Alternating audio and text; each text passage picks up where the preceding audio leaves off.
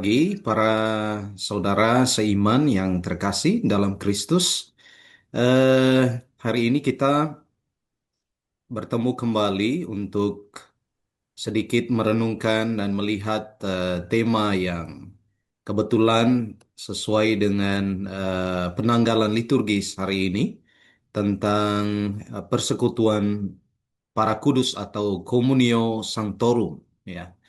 Eh, Ini merupakan bulan yang saya kira sangat berahmat untuk kita karena dibuka dengan apa? Dengan sebuah momen yang indah, ya. Lalu kemudian setelah hari ini, besok dan seterusnya sampai akhir bulan November itu kita akan mendoakan dan mengenang secara khusus arwah orang-orang yang beriman, ya, yang telah berpulang. Ya. Nah, ungkapan kesatuan gereja dalam Kristus yang melampaui ruang dan waktu. Jadi, persekutuan para kudus itu merupakan ungkapan kesatuan gereja di dalam Kristus yang melampaui ruang dan waktu, ya. Jadi, tidak ada batas, tidak juga dibatasi oleh ruang, tidak juga oleh waktu, ya. Itu persekutuan. Ada hubungan yang erat antara antara anggota gereja yang masih berjuang dan mereka yang sudah berjaya, ya. Nah, jadi tidak ada pemisahan antara kehidupan duniawi dan kehidupan kekal.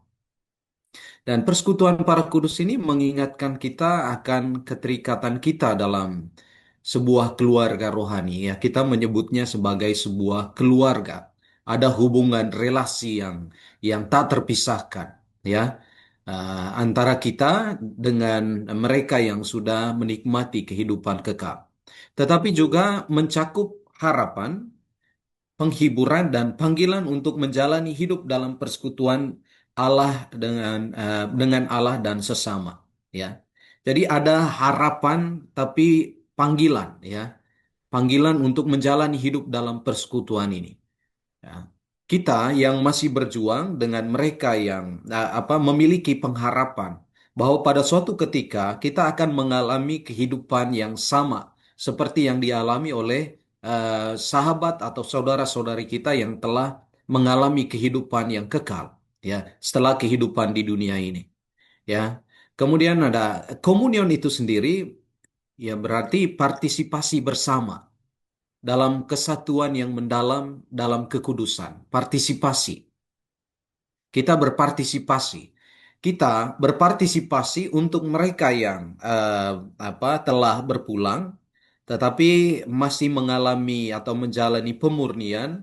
Eh, Kemudian mereka yang telah mengalami kehidupan kekal itu berpartisipasi dalam dalam kaitannya relasi dengan kita yang masih berjuang di dunia ini.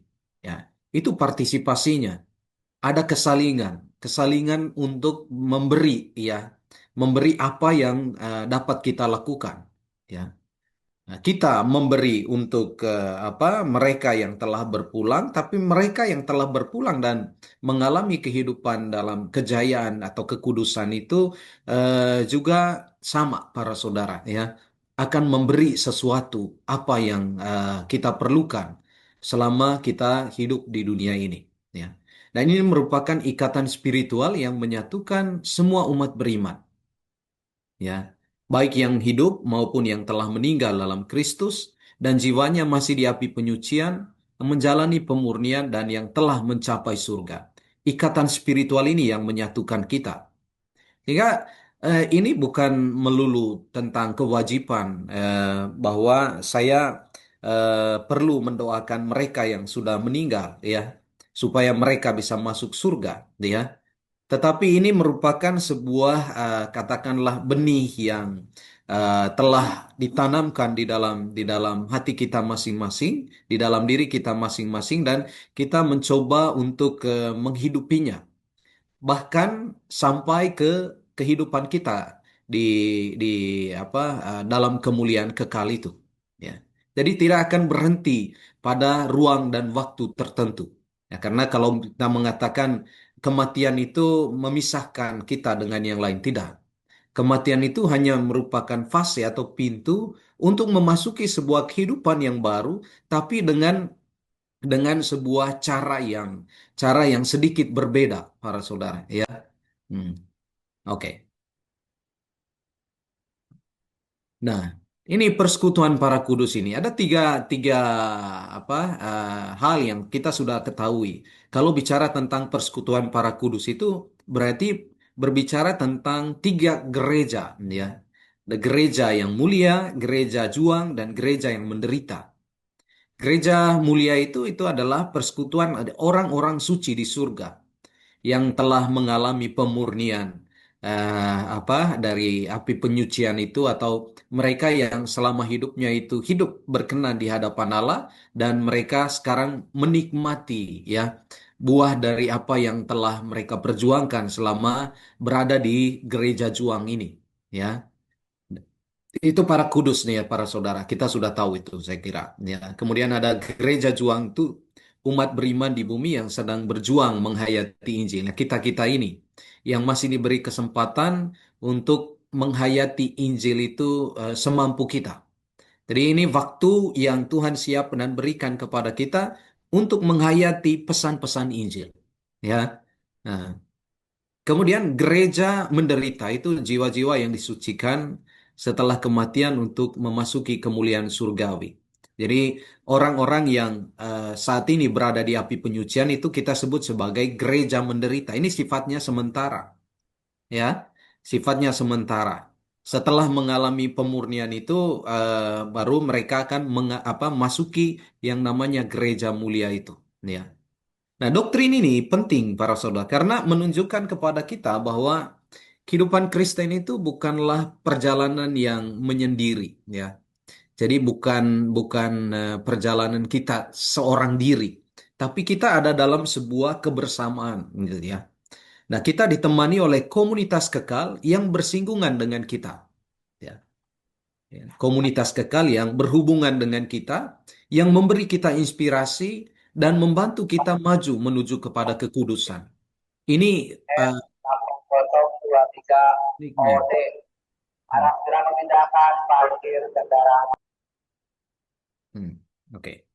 Jadi kita saling menginspirasi, tapi juga kita dibantu untuk menuju kepada kekudusan itu.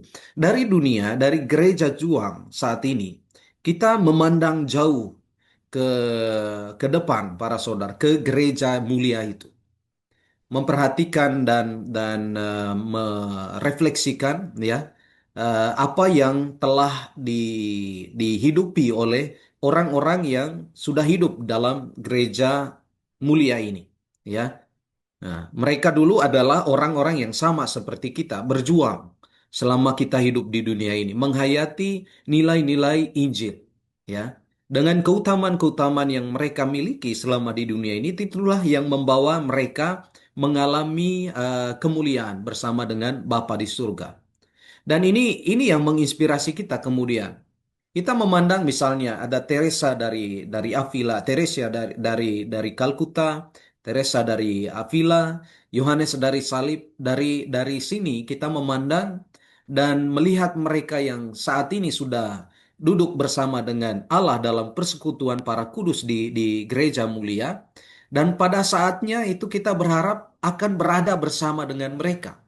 Tapi caranya bagaimana? Mari kita melihat bagaimana cara hidup Yohanes dari Salib misalnya, ya. Apa yang dia lakukan selama dia di dunia sehingga pada saat ini dia mengalami atau mendapatkan tempat yang memang dirindukannya selama dia hidup di dunia ini.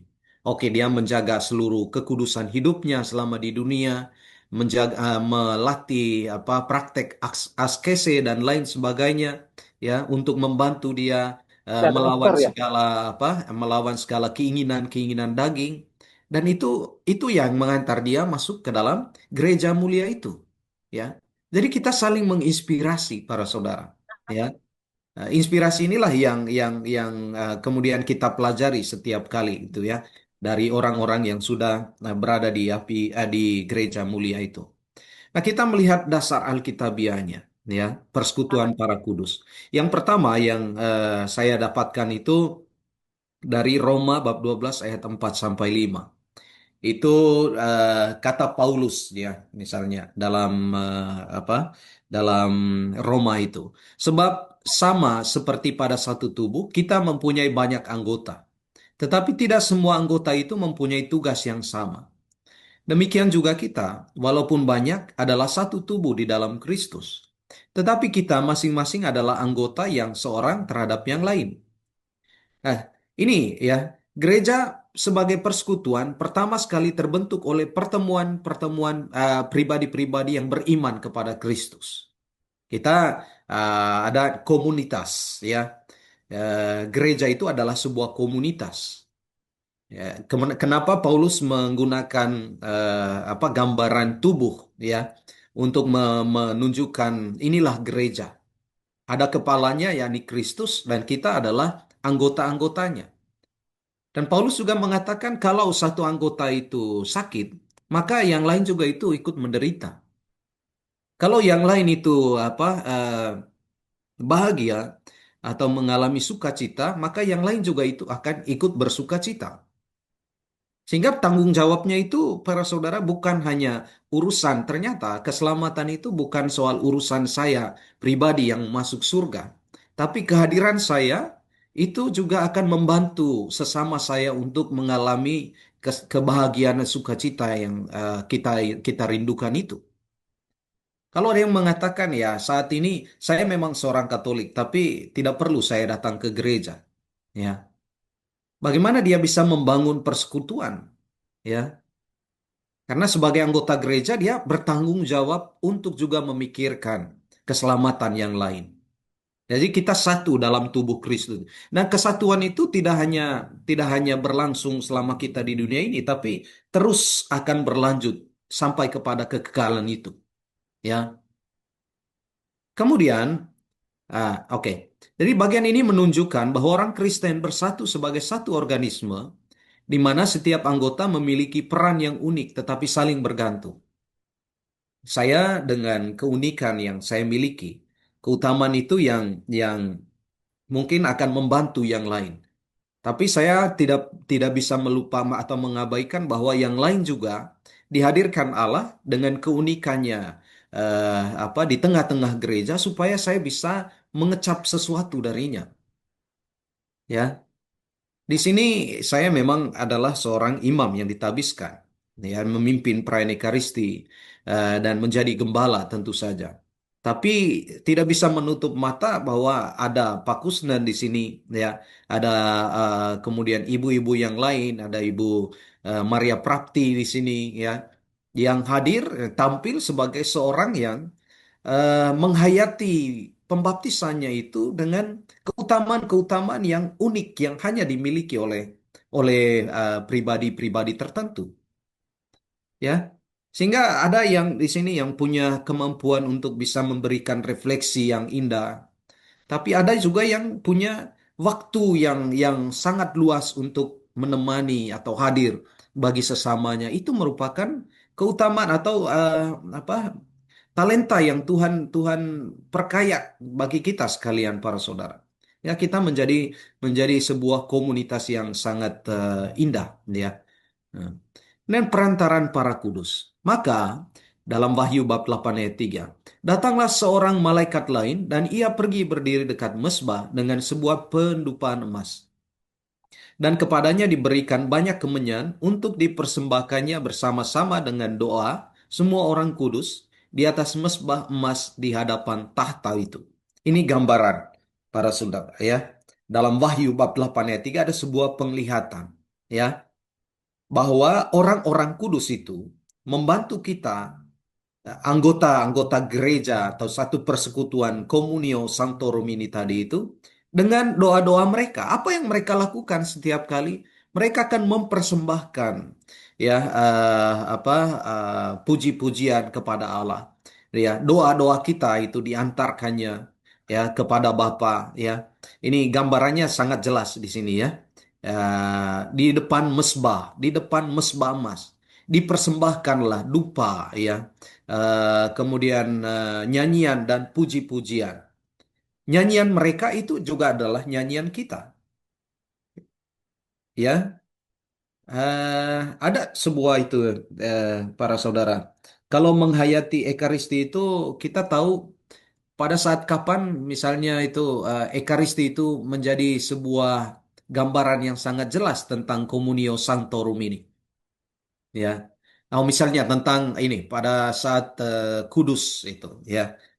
Rasa Kudus itu merupakan momen di mana baik surga maupun dunia itu sama-sama mengucapkan hal yang sama, menyanyikan hal yang sama. Kudus, kudus, ya. Jadi kita bersama-sama pada saat itu, ya.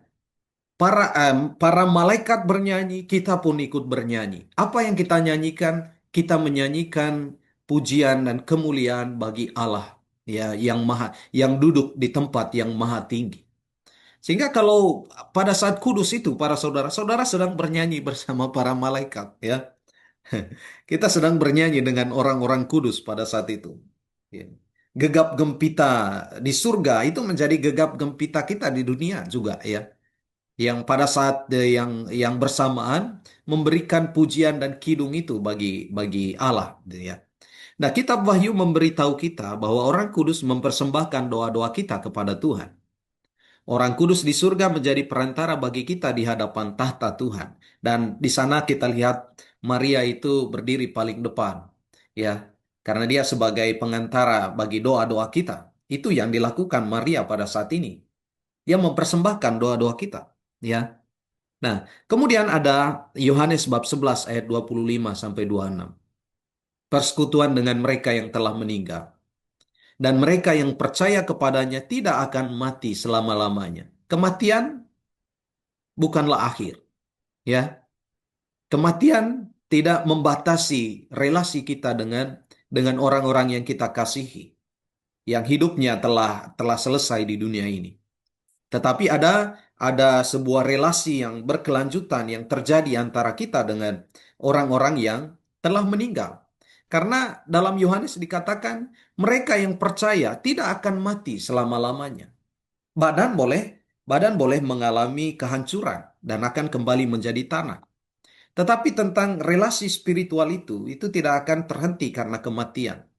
Karena itu, para saudara kita sekali lagi punya kewajiban untuk tetap berhubungan dengan mereka melalui doa-doa yang kita persembahkan. Itu, ya. Dalam tradisi kemudian perkembangannya, ya para saudara, pada abad awal umat Kristen berdoa bagi orang mati dan menghormati para martir dengan pemahaman yang jelas bahwa kematian fisik tidak memutuskan ikatan rohani antara umat beriman.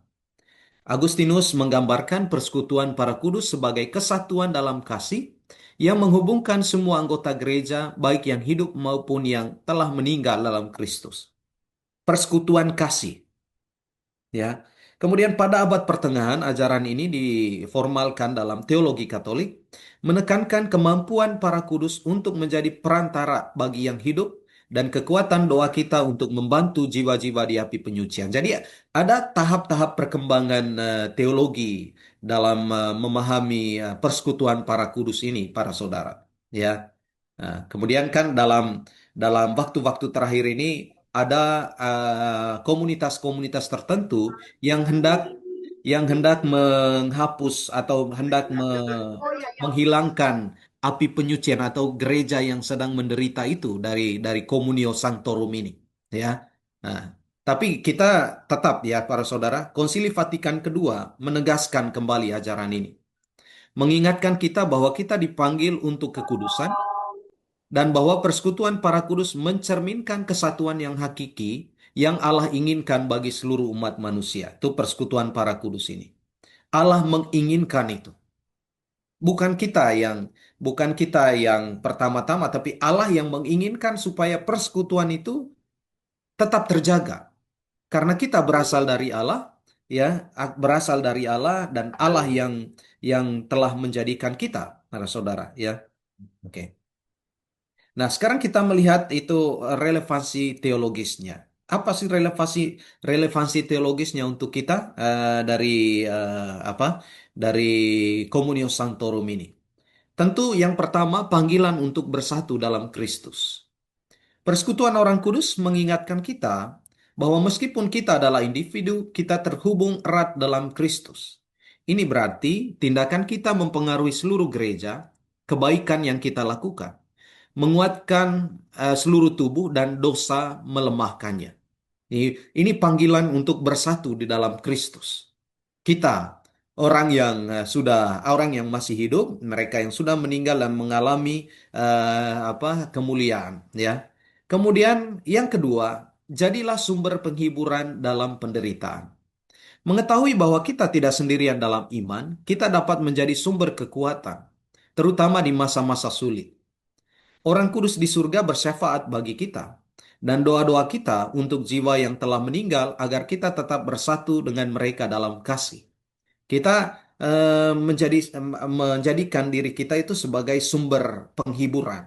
Kita memberi penghiburan untuk mereka yang berada di api penyucian dengan doa-doa yang kita persembahkan, ya. Kemudian mereka yang telah mengalami kebahagiaan kekal bersama dengan Allah di surga itu juga bersyafaat bagi kita, memberi penghiburan bagi kita dengan mendoakan, membawa doa-doa kita itu di hadapan Allah. Dan panggilan tentu saja untuk kita menjadi sumber penghiburan untuk saudara-saudari kita yang saat ini ada bersama dengan kita, ya, sedang berjuang. Jadilah sumber penghiburan, ya. Kemudian tentu saja yang ketiga, ini merupakan sebuah motivasi untuk mengalami kekudusan. Persekutuan orang kudus tidak hanya mengilhami kita dengan teladan mereka yang sudah di surga, tetapi juga mengingatkan kita bahwa kekudusan dimungkinkan bagi setiap orang seperti kita. Ya, jadi ini terbuka bagi semua yang sudah dibaptis. Karena panggilan kita sama, tentu saja ya. Panggilan untuk hidup dalam kekudusan. Ini panggilan semua orang. Pintu itu dibuka bagi semua, tapi apakah semua kemudian menanggapi panggilan kepada kekudusan ini? Ya. Tapi untuk kita secara pribadi, biarlah Communio Sanctorum ini atau persekutuan para kudus ini menjadi sebuah refleksi yang baik bagi kita untuk mengalami kekudusan hidup atau menjadikan kekudusan itu sebagai cita-cita yang perlu kita usahakan mulai saat ini, ya. Nah, bila perlu para saudara, buatlah supaya kita paling tidak, ya sudahlah. Kalau bisa lewati fase yang kita namakan gereja yang menderita itu tadi. Ya, dengan berusaha hidup sebaik mungkin di dunia ini, berkenan di hadapan Allah, gitu ya. Nah, tapi mengingat kecenderungan manusiawi kita, dan kita mungkin akan melewati tahap atau fase gereja yang menderita ini nantinya, para saudara, tidak masalah. Asalkan niat atau motivasi kepada kekudusan itu juga menjadi niat kita bersama, gitu ya. Oke. Nah, aplikasi praktis. Apa aplikasi praktis yang bisa kita dalami para saudara, ya, dari Communio Sanctorum ini? Yang pertama, hormati orang kudus dan belajarlah dari keteladanan hidup mereka. Dengan cara apa yang mungkin kita bisa lakukan secara sederhana? Membaca tentang kehidupan orang kudus. Baca sebanyak-banyaknya. Bacaan kita kalau bisa diganti. Kalau selama ini bacaannya itu adalah novel karyanya apa J.K. Rowling atau Agatha Christie, ya. Saat ini carilah, ya, bacaan orang-orang kudus yang saya kira udah begitu banyak diberikan kepada kita para saudara. Baca setiap hari selain membaca kitab suci, baca bagaimana orang kudus itu bergulat dengan hidup mereka. Ya, jadikan itu sebagai sebuah, itu katanya di sini, beresonansi. Itu resonansi dengan pengalaman hidup kita dan berusaha untuk meniru kebajikan mereka dalam kehidupan sehari-hari. Itu gunanya. Hari ini saudara membaca tentang siapa misalnya itu, ya, Carlo Acutis, ya, orang kudus yang baru saja dikanonisasi. Untuk saya sebagai anak muda, apa gunanya saya mempelajari atau membaca riwayat hidup si Carlo Acutis ini? Gunanya tentu orang muda pada zaman yang sebenarnya itu diragukan, apakah kita masih bisa mengejar kekudusan di dunia yang serba modern ini, itu ternyata masih bisa melakukan itu, para saudara. Dan ini eh, Carlo Acutis memberikan sebuah motivasi atau refleksi yang baik untuk kita sekalian, ya. Nah, kemudian berdoalah untuk yang telah meninggal. Dedikasikan waktu setiap hari untuk berdoa bagi orang-orang yang saudara cintai. Ya, bila perlu dalam doa pribadi saudara, jangan pernah lupa untuk mendoakan mereka ini. Ya, satu doa yang kita kirim setiap hari itu bisa memperingan hukuman terhadap mereka yang berada di gereja yang sedang menderita itu tadi. Apalagi bila itu menjadi sebuah kebiasaan yang dihidupi setiap hari dengan doa yang selalu saudara rutin diberikan setiap hari. Wah, mereka pasti akan kembali dalam mungkin mimpi atau apa kepada saudara, dan pada saat itu mereka akan berterima kasih karena saudara sudah mendoakan mereka, ya. Nah, kemudian cari dan minta pertolongan melalui orang kudus. Orang kudus siap membantu kita dalam kebutuhan kita. Berpaling kepada mereka dalam doa menghubungkan kita dengan cinta dan kekuatan spiritual mereka. Ini persis sama seperti yang dikatakan pertama tadi itu, ya. Nah, menghormati orang kudus dan belajar dari teladan hidup mereka, ya. Nah, inilah para saudara yang bisa kita lakukan selama kita hidup di dunia ini sebagai satu kesatuan dalam Communio Sanctorum ini, yang bisa kita lakukan apa dan apa yang hendak kita capai, hendak kita raih dalam dalam Communio Sanctorum ini, ya. Jika yang bisa kita lakukan saat ini berdoa, berdoalah, ya. Tapi yang bisa saudara lakukan untuk gereja yang sedang berjuang ini, lakukanlah. Mengasihi dan mencintai sesama yang hidup di sekitarmu, dan memperlakukan mereka sebagai saudara yang bersama-sama kita sedang mengejar yang namanya kekudusan hidup itu, ya. Saya kira itu yang bisa saya sampaikan pada pagi hari ini, para saudara. Semoga perayaan hari ini juga membantu kita sekalian untuk terus berjalan di dalam kekudusan, dan terus belajar dari mereka yang telah mencapai final dari perjalanan menuju kepada kekudusan itu. Itu saja, saya kembalikan lagi kepada moderator. Terima kasih, Romo Cici. Kita lanjutkan dengan doa.